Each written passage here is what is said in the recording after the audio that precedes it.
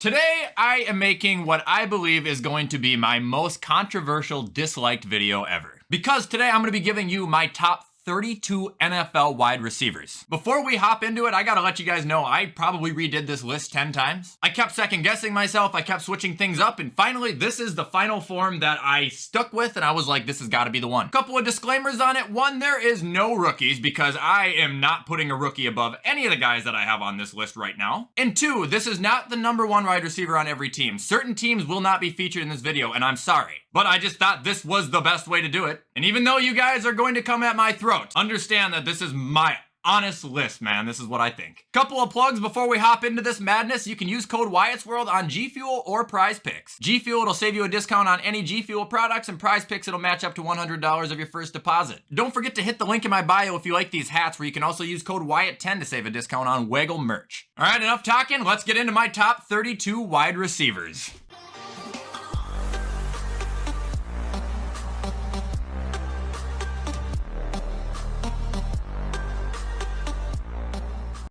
Alright, so there is absolutely no introduction needed as to how this list is gonna work. We are just gonna start going with number 32. I got Juju Smith-Schuster. Look, as a person, he's clearly a huge douchebag, but as a receiver, like, even though he's not the best in the league, you still gotta give him some respect. The guy's pretty good at running routes, and he seems to make a wild catch at least 3-4 times a year. Number 31, Deontay Johnson. I know he didn't score a touchdown last year. It was kind of weird, but I legitimately do think this guy is actually good, and I've been trying to preach it for years. I know he drops the ball, whatever you want to say it, but he is fast as hell. He makes some of the most ridiculous damn plays I've ever seen. Just can't get hurt, man. He's hurt all the time. 30, Michael Pittman. Dude, that guy logged in 99 receptions on a team that was an absolute shambles last year, and the year before that, he was actually a really good receiver, up over 1,000 yards. One of two ways his career is gonna go. He's either gonna be a Colt for life, and he's never gonna get the recognition he deserves, or he's gonna switch teams, go off, and a lot of people are gonna be like, whoa, who is this guy? Well, he's Michael Pittman. 29, Christian Kirk. I was dead wrong on this guy. I never thought he was going to be able to serve as an actual,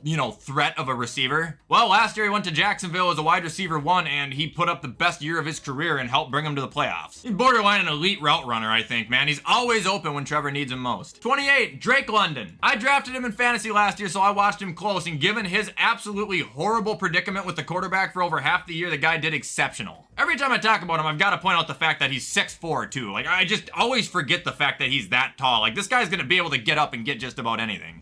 All right, 27, we got Jerry Jeudy. I know he hasn't had the best career yet, but if you've watched him play, you'd understand he's the same demon he was at Alabama. I think he's actually the most underrated route runner in football right now. This guy, you ever watch him run like a fake curl into a post? Dude, he will run, dead stop, turn around, fake out the defender, and by the time the defender is turned around looking at the quarterback, Jerry is already going 60 miles an hour down the field. Very underrated. 26, Mike Williams. You guys know I like my big physical receivers, but you also know I like my big physical, consistent, healthy receivers. This guy's never played a full season, and he is actually, as good as he is, very inconsistent. However, he does have one of the best jump balls in football. That's not a lie. 25. Kills me to put him this low, but Chris Godwin. I think he is a great receiver, but there's just 24 other receivers who I think are slightly to a lot better than him. That's as honest as I can be. This guy does nothing wrong. Catches just about anything thrown at him. He's very aware of where his feet are. I see him catching and falling out of bounds all the time. He's great, but not that great. Next up at 24, we got Keenan Allen. I feel like I'm going to be one of the first people to actually,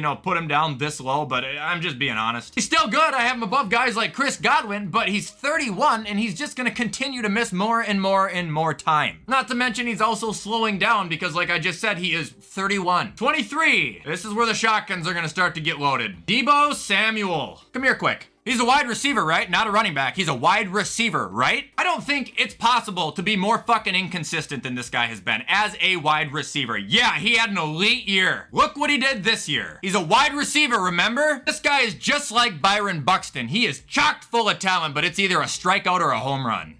All right, number 22, if you're not warm yet, you're about to, because it's DJ Moore. Look, I think this guy's a great receiver. I love DJ Moore. He's healthy for the most part. He can adapt to just about any offense, but how high can we put him off of last year where he dropped 40 receptions and 300 yards from the previous? Number 21, Brandon Ayuk. I seem to be in the big minority of people that not only seem to think he's better than Deebo Samuel, but to see that he has potential to become possibly a top 10 receiver in football. He has one drop touchdown in the corner of the end zone from Brock Purdy that'll haunt him forever, but this guy does everything at an elite level. Usually clutch, always open, crazy explosive for only being 6 feet tall and weighing about 200 pounds. Number 20, T. Higgins. I don't have him and Ayuk touching each other by mistake. T. Higgins is a taller Brandon Ayuk. He is a more physical Brandon Ayuk. They play a lot alike if you're asking me. And their careers are almost identical. They've been serving as a number 2. Haven't really had the full recognition, but every single game you will see them save your team's ass at least one time. 19, Chris Olave, my guy. And for the record, no Michael Thomas on this list, guys. He hasn't played a full year since George Bush was our president. Olave is my guy this year, though. I think Carr is going to pass for a ton, and I think he's going to be the reason Carr has so many passing yards because this guy is outstanding. Last year, he looked like a guy who had been playing in the league for 5 years. Great at getting separation, extremely smart what he does with that separation, and I've never seen a receiver, I don't think, who's gotten popped so many times and gotten back up than this guy. I swear to God, he's made of metal. 18, Garrett Wilson. I think they're very close. I think Olave could have arguably been Rookie of the Year as well. Garrett Wilson was fantastic, though. Thing about Wilson is I believe he's faster. I believe that he is a lot quicker when it comes to his footwork. That's not just speed. I'm talking running routes, everything. Garrett Wilson seemed to really put it together last year, especially on a team who never once had a consistent quarterback, and that is extremely honorable.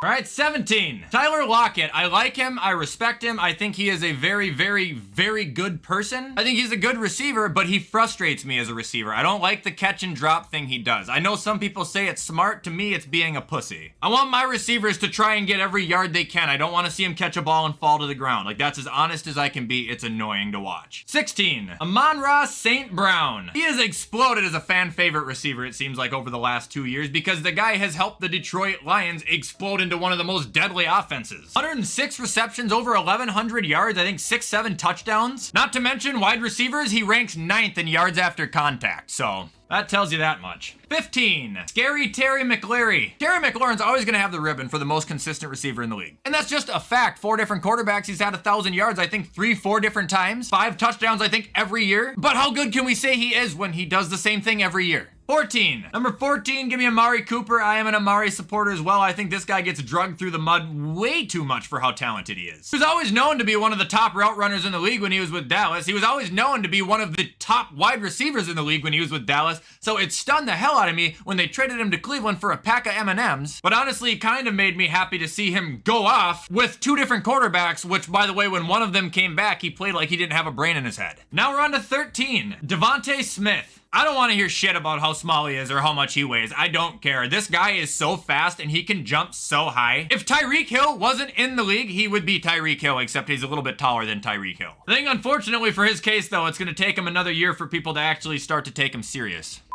Number 12, Mike Evans. I mean, other than Terry, I guess he's probably the most consistent receiver in the league, but Mike Evans is also one of the best red zone threats in all of football. Unfortunately, I do think he is approaching the end of his career. I'm not sure how long we're going to see him keep it up, but until I see Mike actually fall down and stop, I'm not going to drop him out of the top 15. Number 11, DK Metcalf. He was a guy at one point that I think I had up as high as 6, and he's a guy I've had as low as probably 20. He fluctuates a lot because DK will go off one game for, I don't know, 13 receptions and 150 yards, and the next week he'll go out there and do 2 receptions for 20. The one thing DK doesn't do well is run routes, and that's because the guy is so damn big. When he runs, it's like he has literal concrete shoes, Najee Harris. However, those concrete shoes give him momentum because when he is going at full speed, you're not catching him and you are not tackling him. Number 10, Jalen Waddle. Great on his feet, great hands. He's thinking about where he's going before he even catches the ball. Not to mention the flashiest part about him, his speed. If he's in an open field, okay, good luck. You're not catching him. Come back tomorrow. 1,300 yards, the wide receiver too. Fuck off. Number 9, CeeDee Lamb. This is another guy that everyone loved to attack at the start of the year. They all said he wasn't a wide receiver 1. Or maybe he just needed to get used to the role. I don't know. 107 receptions, 9 touchdowns, almost 1,400 receiving yards. Guy's an absolute beast. The one thing that he kind of lacks is muscle. But it don't really matter when you can't catch him, does it? Number 8, DeAndre Hopkins. Fast, tall, physical, without a doubt the best jump ball in the history of the league. Yes, history. He's a specimen. He's getting old though, which is sad. Have you seen his hands? Like, go look it up. It's no secret as to why he has the best jump ball. It looks like E.T. All right, number 7, we got Cooper Kupp. He's easy to forget about, but I advise you not to. Through 9 games last year, he had 6 touchdowns, 800 yards, and 75 receptions. Through 9 games. You don't think he's gonna walk right back in and continue being Cooper Kupp? I think you got another thing coming, but it is a little bit weary that he is also 30 years old now.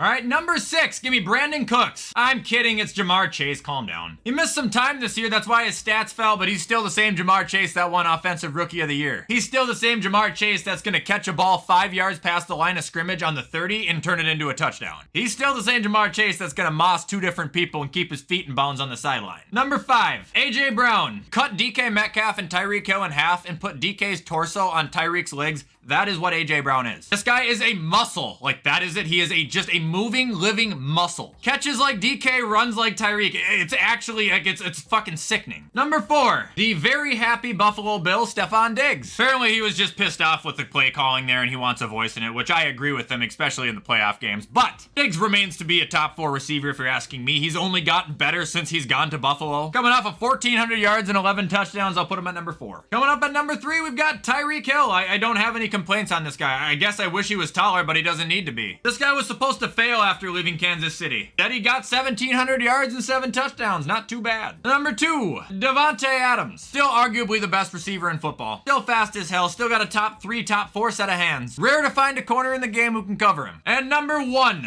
no secret here, it is Jetta. Exhibit A, Exhibit B, Exhibit C, Exhibit D. What more do we need? Nothing. And this year he is getting 2,000 receiving yards and shattering Calvin Johnson's record.